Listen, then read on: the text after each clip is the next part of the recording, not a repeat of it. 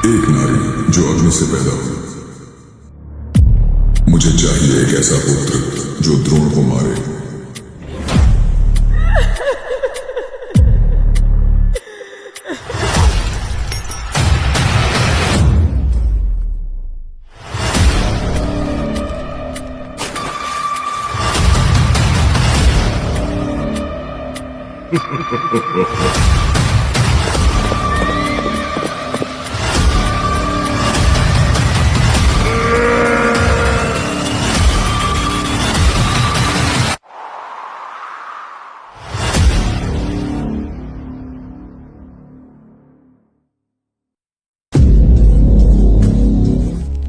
एक नारी जो अग्नि से पैदा हुई, जिसके लिए देवताओं ने यज्ञ रचाया, जिसका जन्म ही था महायुद्ध की भूमिका लिखना। क्या वह स्त्री थी या विधि की योजना? ये कहानी है उस स्त्री की जिसका जन्म किसी स्त्री की कोख से नहीं हुआ, बल्कि एक यज्ञ कुंड से, अग्नि की लपटों से हुआ। पृष्ठभूमि में था राजा द्रुपद, एक ऐसा क्षत्रिय जिसे उसके ही बाल सखा द्रोणाचार्य ने अपमानित किया था। द्रोण ने उसे हराया, बंदी बनाया और उसका आधा राज्य छीन लिया। अपमान की उस ज्वाला में तपकर राजा द्रुपद ने लिया संकल्प, मुझे चाहिए एक ऐसा पुत्र जो द्रोण को मारे और एक ऐसी कन्या जो धर्म की नींव को हिला दे। राजा द्रुपद ने 2 महर्षियों को आमंत्रित किया। उन्होंने रचा एक ऐसा महायज्ञ जो साधारण बालक नहीं बल्कि धर्म के युद्ध के लिए योद्धा उत्पन्न करे। यज्ञ की अग्नि धधक रही थी, मंत्र गूंज रहे थे और तभी यज्ञ कुंड से प्रकट हुए 2 दिव्य स्वरूप, एक बालक धृष्टद्युम्न और उसके बाद एक स्त्री अग्नि से प्रकट हुई, साक्षात तेजस्विनी। उस कन्या के शरीर से अग्नि की आभा निकल रही थी, उसकी आंखों में युद्ध की लपट थी, पर चाल में करुणा भी। ऋषियों ने कहा, यह कोई साधारण स्त्री नहीं, यह है कृष्ण वर्णा, एक ऐसा रूप जो स्वयं काल की दूत है। जैसे श्री कृष्ण का जन्म अधर्म के अंत के लिए हुआ, वैसे ही द्रौपदी का जन्म धर्म को चुनौती देने और उसे पुनः स्थापित करने के लिए हुआ। यही कारण था कि उसे कोई भी पुरुष नहीं समझ पाया, क्योंकि वो स्त्री नहीं, अग्नि का रूप थी। क्या यह महज संयोग था कि द्रौपदी चीरहरण का अपमान सहे, या ये नियति की योजना थी महाभारत का द्वार खोलने के लिए? क्यों द्रौपदी ने स्वयंवर में कर्ण को अपमानित किया? क्या वो एक पूर्व जन्म की रंजिश थी या वर्तमान की योजना? आइए जानते हैं। राजा आए थे एक स्त्री को जीतने, पर वो स्वयंवर नहीं था, वो तो काल का आमंत्रण था, जहां हारेंगे अहंकार और जीतेगा धर्म। राजा द्रुपद ने पूरे आर्यावर्त में भेजा संदेश, मेरी कन्या कृष्णा का स्वयंवर होगा। जो इस धनुष को चढ़ाकर घूमती मछली की आंख में बाण मारेगा, वही उसका वर होगा। सभा में एकत्र हुए राजा महाराजा, सेनापति, वीर योद्धा, कौरव, राजा शिशुपाल, जरासंध, कर्ण और न जाने कितने अभिमानी वीर। और वहीं सभा में मौन भाव से बैठे थे 2 अज्ञात ब्राह्मण, जिन्हें कोई नहीं पहचान पाया, पर उनके भीतर छुपे थे 5 पांडव, जो वारणावत की लाक्षागृह से जीवित बचकर गुप्त जीवन जी रहे थे। सभा में गरजते हैं बलशाली योद्धा।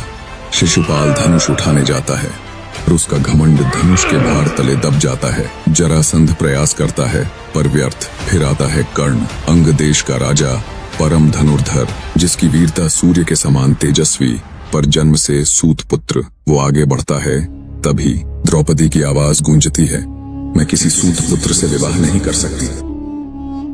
सभा में सन्नाटा, कर्ण की आंखों में ज्वाला। श्री कृष्ण मंद मंद मुस्कुराते हैं। क्या ये कोई पूर्व नियोजित योजना थी? अब एक ब्राह्मण उठता है, मौन, शांत, पर उसकी चाल में आत्मविश्वास है। कोई नहीं जानता कि वो कौन है, पर कृष्ण जानते हैं, ये अर्जुन है। अर्जुन धनुष उठाता है, पूरी सभा की सांसें थम जाती हैं। घूमती मछली ऊपर, नीचे लगा प्रतिबिंब और बाण सीधा आंख पर। कृष्णा का वर मिल गया। सभा में हाहाकार मच जाता है। राजा राजा भड़क उठते हैं, ये ब्राह्मण कैसे वर बन सकता है? क्या ये स्वयंवर है या अपमान? द्रुपद भी स्तब्ध हैं, पर श्री कृष्ण आगे बढ़कर कहते हैं, राजन, यह कोई साधारण ब्राह्मण नहीं, यह है पांडव, और यही इस युग का धर्म है। अर्जुन द्रौपदी को माँ कुंती के पास ले जाते हैं। माँ, देखो क्या लाए हैं। कुंती बिना देखे कहती हैं, जो लाए हो 5 मिल बांट कर उपयोग करो। धर्मराज चुप हैं, भीम मौन है, नकुल सहदेव विस्मित हैं। कर्ण से इनकार, अर्जुन से प्रेम, 5 से विवाह। क्या ये सिर्फ नारी की इच्छा थी या नियति की कोई बड़ी चाल, लेकिन ये तो सिर्फ शुरुआत थी। असली खेल तो अब शुरू होने वाला था। क्या द्रौपदी 5 पतियों के साथ सुखी थी, या ये रिश्ता एक धर्म युद्ध की नींव बन चुका था? 1 पत्नी 5 पति, धर्म के विरुद्ध लगता है ना? पर जब नियति तय करती है तो धर्म भी मौन हो जाता है। राजा द्रुपद चिंतित थे। एक स्त्री 5 पतियों के साथ विवाह कैसे कर सकती है? सभा में मौन छा गया। तभी वहां आते हैं भगवान श्री कृष्ण। वो मंद मुस्कुराते हैं और कहते हैं, द्रौपदी नारी नहीं, वह धर्म है। 5 पतियों का प्रतीक है धर्म, शक्ति, प्रेम, सौंदर्य और विवेक। और ये 5 गुण ही किसी राज्य को धर्म राज्य बनाते हैं। युधिष्ठिर से धैर्य और धर्म का संबंध, भीम से बल और सुरक्षा का भाव, अर्जुन से प्रेम और सम्मान का, नकुल से सौंदर्य और मन की कोमलता, सहदेव से बुद्धि और भविष्य की दृष्टि। द्रौपदी केवल एक पत्नी नहीं थी, वह थी 5 तत्वों की संगिनी। श्री कृष्ण आगे कहते हैं, इस कन्या ने पूर्व जन्म में भगवान शिव से 5 बार पति मांगे थे। शिव ने वरदान दिया, एक जन्म में 5 मिलेंगे। ये विवाह केवल प्रेम नहीं, ये पिछले कर्मों का ऋण चुकाना है। द्रौपदी नारी शक्ति की वह मिसाल थी जो तपस्या करती रही हर पति के लिए। वह हर दिन हर रात्रि एक नए भाव में प्रवेश करती, कभी धर्मपत्नी, कभी प्रेमिका, कभी योद्धा, कभी माँ, तो कभी त्याग की मूर्ति। जो अब तक छुपा था वो सामने आने वाला है। एक ऐसी सच्चाई जिसे जानकर आपकी रूह कांप उठेगी। जुए की सभा, जहां धर्मराज ने धर्म को ही दांव पर लगा दिया। क्यों हार गए युधिष्ठिर? और क्या द्रौपदी ने प्रश्न पूछकर धर्म की नींव हिला दी थी? एक क्षण आया जब धर्म भी मौन था और अधर्म हंस रहा था। सभा में थी सिर्फ एक नारी, पर पूरी सभ्यता की आत्मा थर थर कांप रही थी। द्रौपदी का जीवन जैसे कभी स्थिर रहा ही नहीं। स्वयंवर के बाद 5 पांडवों के साथ विवाह, पर फिर शुरू हुआ संघर्षों का नया अध्याय। कौरवों ने पांडवों को वारणावत भेजा, जहां उन्हें 1 लाक्षागृह तेल घी से बना महल में जलाने की साजिश रची गई। पर विदुर की युक्ति और कुंती की समझदारी से द्रौपदी और पांडवों ने मृत्यु को मात दी। आग से जन्मी द्रौपदी फिर एक बार अग्नि को मात दे चुकी थी। फिर पांडवों को मिला उनका हिस्सा, जंगल जैसी भूमि, खांडव प्रस्थ। पर अर्जुन और श्री कृष्ण के सहयोग से वही बना इंद्रप्रस्थ, सपनों का नगर, धर्म का आधार। और उस नगर की महारानी बनी द्रौपदी। हस्तिनापुर में हुई राजसूय यज्ञ की सभा। इसी सभा में अंकुरित हुआ दुर्योधन का अहंकार, जब वह माया सभागृह में पानी को भूमि समझ बैठा और द्रौपदी ने हंसते हुए कहा, अंधे का बेटा अंधा ही निकला। कौरवों ने दुर्योधन के इशारे पर युधिष्ठिर को जुए में बुलाया।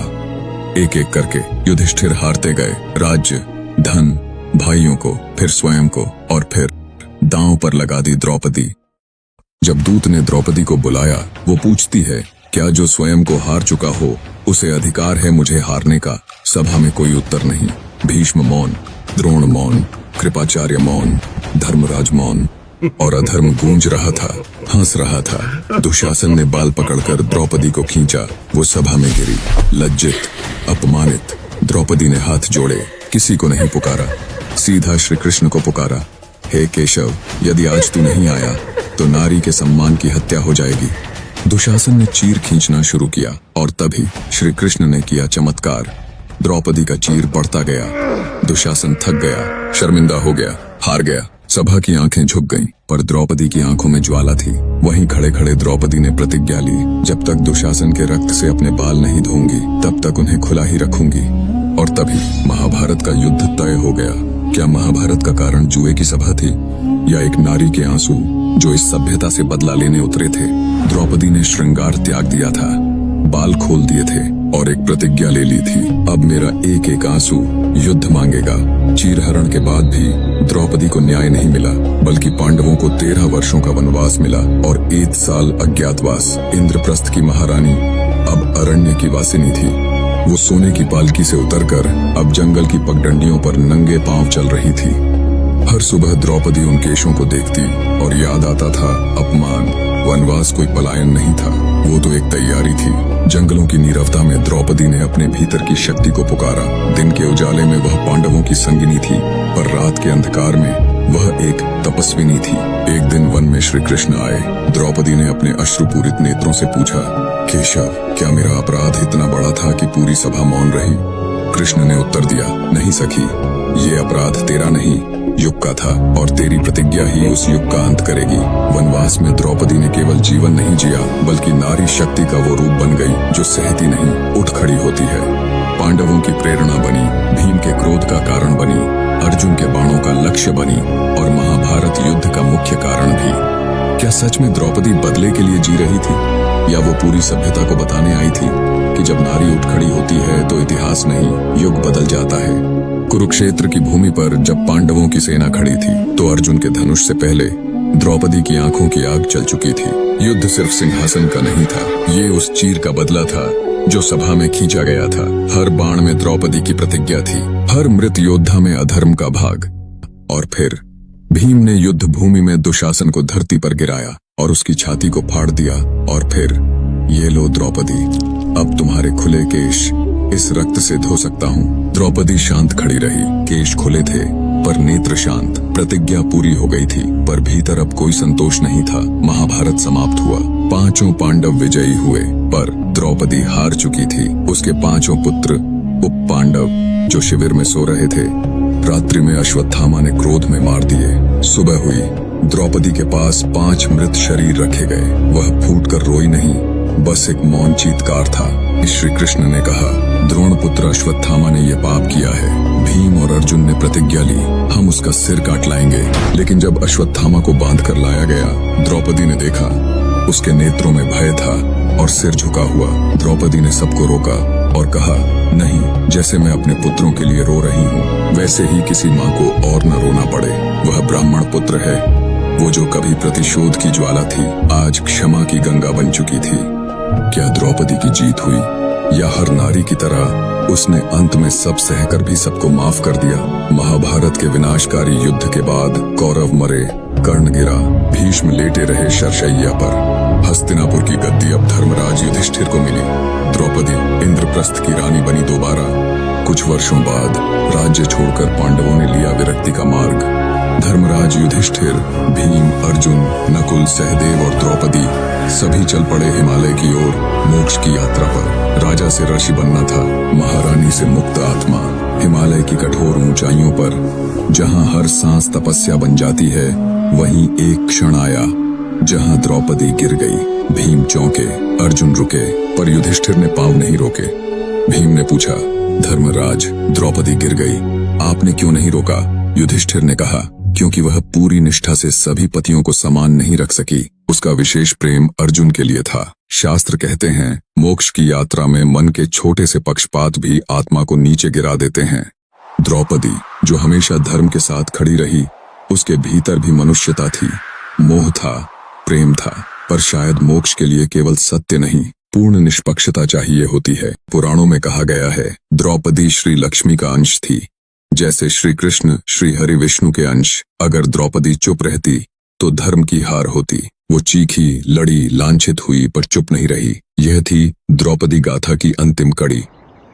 वीडियो को लाइक और शेयर करना ना भूलें और ऐसे ही अद्भुत कथाओं के लिए हमारे चैनल को सब्सक्राइब करें। कमेंट में बताइए अगली कहानी किस रहस्य पर होनी चाहिए।